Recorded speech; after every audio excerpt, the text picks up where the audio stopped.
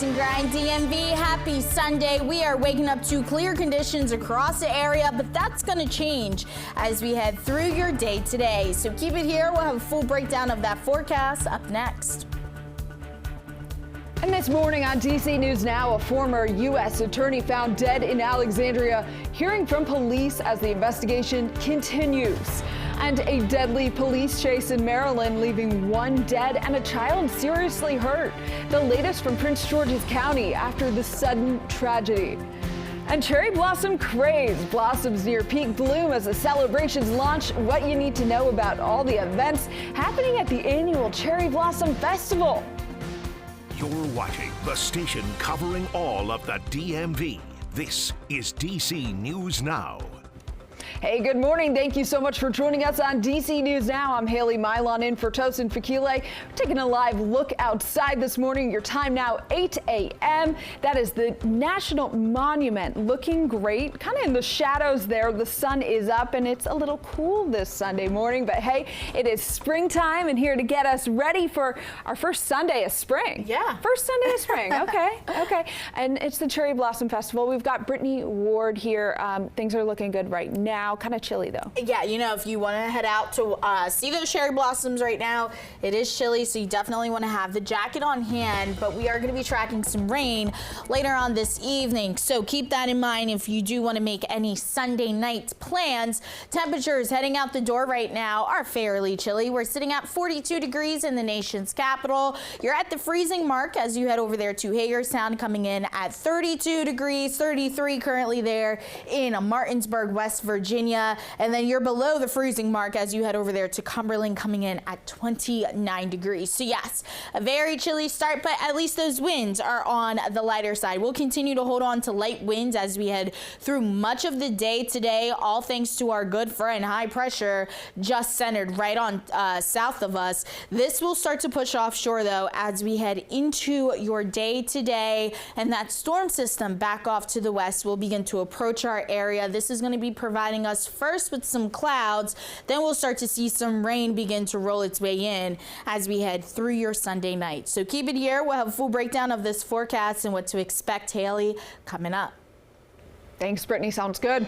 All right, developing now, Alexandria police investigating the death of a former U.S. attorney. Police say they were called to Beverly Drive near Russell Road for reports of an unresponsive woman, later identified as Jessica Aber. Aber was nominated to be U.S. attorney for Virginia's Eastern District by then President Joe Biden in 2021. She resigned before the start of the Trump administration. The medical examiner's office is working to determine the cause of her death.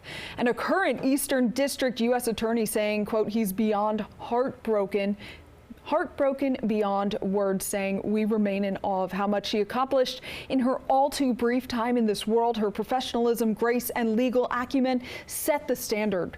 And breaking overnight, Prince George's County Police say a man was shot and killed in Bowie on St. Michael's Drive. Officers arrived to the scene around 12:20 in the morning. They found an adult teen male inside a home suffering from gunshot wounds. He was pronounced dead on the scene. The investigation ongoing. We're going to bring you the very latest.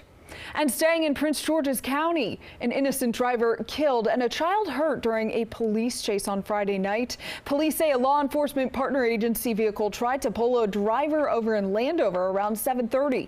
That driver, attempting to flee, crashed into an unrelated car on Bellhaven Drive and Martin Luther King Jr. Highway.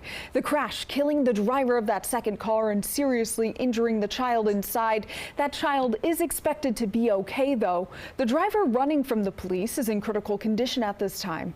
And separately in Prince George's County, an off-duty officer is suspended now after being charged with driving while intoxicated. It happened around 2:15 on Saturday morning in Laurel. Police finding Officer Simeon Daramola in 4th Street in his police cruiser off duty. He'd been with the force since 2023, assigned to the Patrol Bureau.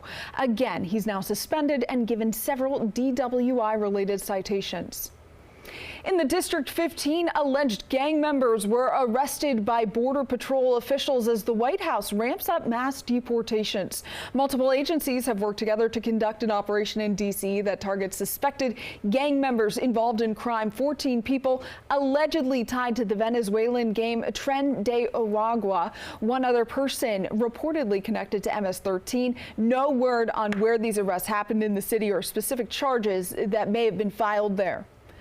And Metro announcing a service delay has been lifted after a chain link fence fell on an overpass last night. Officials say a section of the fence fell off an overpass across Virginia I-66 at Washington Boulevard. The fence landed on the tracks and damaged part of Metro's fence. Officials say service was impacted for an extended period. However, at this time, Metro says service on the Orange Line is back up and running.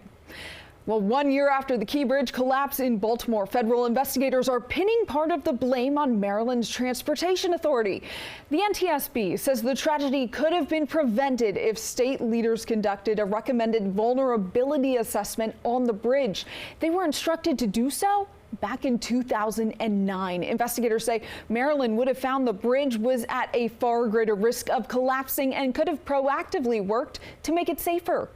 Had they ran the calculation on the Francis Scott Key Bridge, the MDTA would have been aware that the bridge was almost 30 times greater than the risk threshold AASHTO sets for critical essential bridges. The NTSB also says that dozens of bridges across the country need to be inspected for safety, including the Chesapeake Bay Bridge. An alert to families heading out to Maryland state parks. There is a crime ring there accused of breaking into cars in parking lots. Park officials say they're working closely with the Washington County Sheriff's Office and other police agencies, and they're warning people to be on alert heading to parks or walking the grounds. Common targets are cell phones, checkbooks, wallets, purses, credit cards, things of that nature. If you keep things out of view, it may make your vehicle not an attractive target. Keep it out of view, lock it up, don't make yourself an easy target to one of these crimes. Best advice from police: leave any valuables at home. Make sure you're keeping things out of sight when you lock up your car.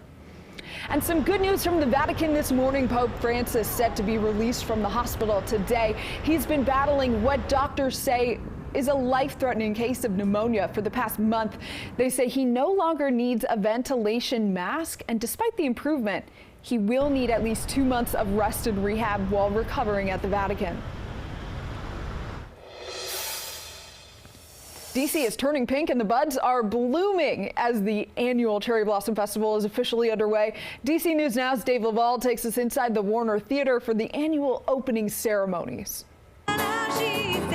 Different aspects of Japanese culture take center stage at the Warner Theater. First time these entertainers perform in the nation's capital, and they could not ask for a bigger performance. They are part of the opening ceremonies for the 113th National Cherry Blossom Festival. The event marks the 3,000 cherry trees given to Washington, D.C. by Tokyo. Japan's ambassador to D.C. says the trees have become more than a gift. Like the cherry trees, Japan-U.S. relationship continues to flourish. The head of the Cherry Blossom Festival says the trees deliver something else. They've also carried an incredible message of new beginnings, hope and renewal, and pure joy that has brought us all together to celebrate each year. That's what brought D.C.'s Maricar Donato to Saturday night's ceremony. I felt so much love between the two cities, and I really look forward to this year's 113th celebration of the gift of friendship. The start of the festival also attracted plenty of out-of-town visitors like Carrie Dupree and her daughter. We traveled up here from Florida just for this. It was absolutely awesome. 10 out of 10 would do again. The Japanese ambassador came bearing gifts. His nation will donate to the district 250 more cherry trees next year to mark our nation's 250th anniversary. At the Tidal Basin, Dave Laval, DC News Now. Exciting time. Thank you, Dave. All right, an exciting time too for movie buffs in Maryland. The International Film Festival happening in Hagerstown. There will be 120 films featured.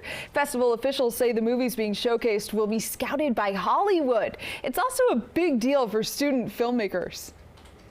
I love watching the kids, especially when they're just experimenting and imagining different ways of presenting their films. And fans tell us they're excited to see all the creativity from students and professionals.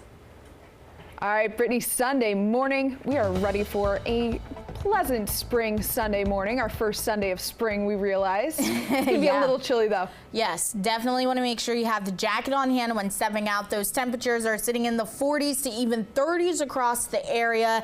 And overall, today will be a lot cooler than what we saw yesterday. Highs today right around seasonable for this time of year, getting into the 50s. But we are starting your morning off with 40s here in the nation's capital. Lots of sunny skies, but then notice as we head through the afternoon, we start to see a few clouds begin to roll their way in. For the most part, through much of the day today will be dry. It's heading into this evening. That's when we start to see that rain begin to work its way into the area, and it lingers as we head into the first half of your work week. So keep it here. We'll have a full breakdown and the timing of those showers coming up.